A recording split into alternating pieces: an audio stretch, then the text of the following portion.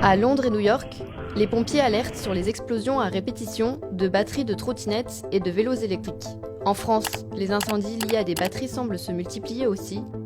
En mai dernier, cet immeuble du 20e arrondissement de Paris a été réveillé par de fortes explosions. Il y a eu un incendie le 6 mai, vers 4h du matin, en pleine nuit. Moi j'habite juste en dessous, on a entendu des explosions. Donc je suis monté, il y avait de la fumée, il y avait une dame là qui criait. Quand elle a ouvert la porte, j'ai vu qu'il y avait du feu au niveau des trottinettes. J'ai vu que ça explosait vers le couloir, là il y a un couloir d'entrée.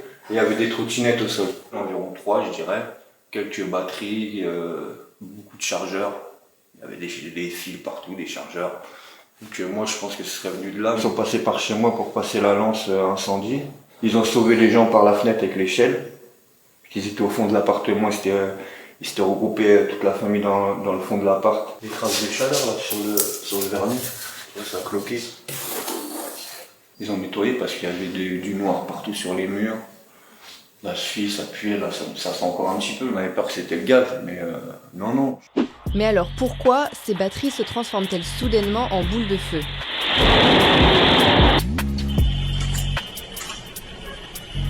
On est allé poser la question à un spécialiste.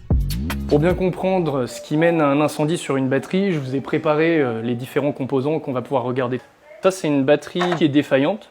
Là, on visualise bien tous les composants, donc à savoir le Battery Management System, le BMS, le petit ordinateur qui vient du coup vérifier le niveau de charge de chacun des packs. Le BMS de la batterie, il est censé protéger contre les surcharges. C'est-à-dire que quand bien même l'utilisateur mettrait un chargeur trop puissant, c'est ce petit composant qui est censé mourir à la place qu'il y ait un incendie de batterie. Sur les batteries entrée de gamme, on va avoir des BMS de mauvaise qualité et qui ne vont pas jouer leur rôle, qui ne vont pas stopper la charge au-delà du seuil nécessaire, ce qui va entraîner l'incendie. La plupart du temps, les clients cherchent à utiliser des chargeurs vraiment pas chers, qui sont de mauvaise qualité et qui ne vont pas charger la batterie au bon niveau, qui vont peut-être surcharger la batterie. Ajoutons à ça le fait que l'électronique de la batterie chargée soit pas de bonne qualité, et bah ça va faire une réaction en chaîne, ça va prendre feu. Lorsque j'ai branché mon chargeur, il m'a explosé dans les mains. Je ne vous conseille pas ce produit. Le chargeur m'a éclaté dans les mains aujourd'hui. Il faut être responsable lorsqu'on achète une batterie et y mettre le prix. Parce que le lithium, ça coûte cher. On ne peut pas faire des batteries pas chères, sécures, ça n'existe pas. C'est un peu la foire, on ne sait jamais chez qui, la qualité de ce qu'on commande, mais ça par exemple, c'est très puissant comme chargeur.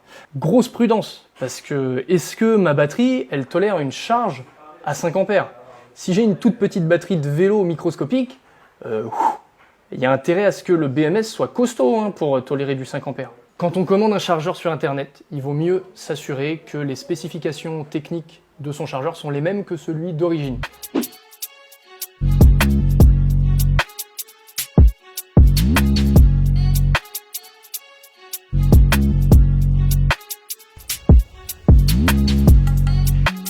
On a des signaux à l'échelle locale, on l'a vu aussi à l'échelle nationale et internationale.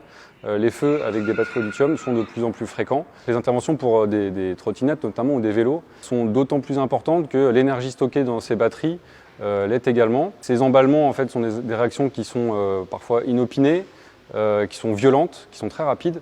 Et la différence des feux qu'on a l'habitude de faire, c'est qu'il y a une éclosion et une intensité qui est très forte. Ça génère beaucoup de fumée, des projections et puis de la chaleur, évidemment, des flammes. Les victimes qui sont à proximité de ces batteries lorsqu'elles s'emballent sont souvent sujets à des brûlures graves et également à des intoxications par les fumées, puisque ces fumées sont aussi dangereuses que les fumées d'incendie, mais au-delà de ça, comportent parfois des métaux lourds et des acides qui sont toxiques pour les voies respiratoires. S'il y a une seule règle à retenir, c'est de ne jamais recharger à son domicile une trottinette électrique ou un vélo électrique, et surtout pas quand on dort ou en son absence. Si jamais ça dysfonctionne et que ça venait à brûler, surtout pas faire ça devant la sortie. Conserver un itinéraire de repli, un itinéraire d'évacuation.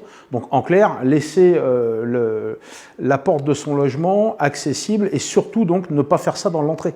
Suite au sinistre, là, et notamment on a eu un sinistre récent sur le département. Tout ceci nous fait réagir et nous laisse penser qu'une campagne de sensibilisation et d'éducation du public à ce sujet-là doit être faite le plus vite possible. Donc on est en train d'y travailler et on va justement mettre à profit la période estivale pour peaufiner tout cela et faire en sorte d'être prêt, nous l'espérons, pour la rentrée.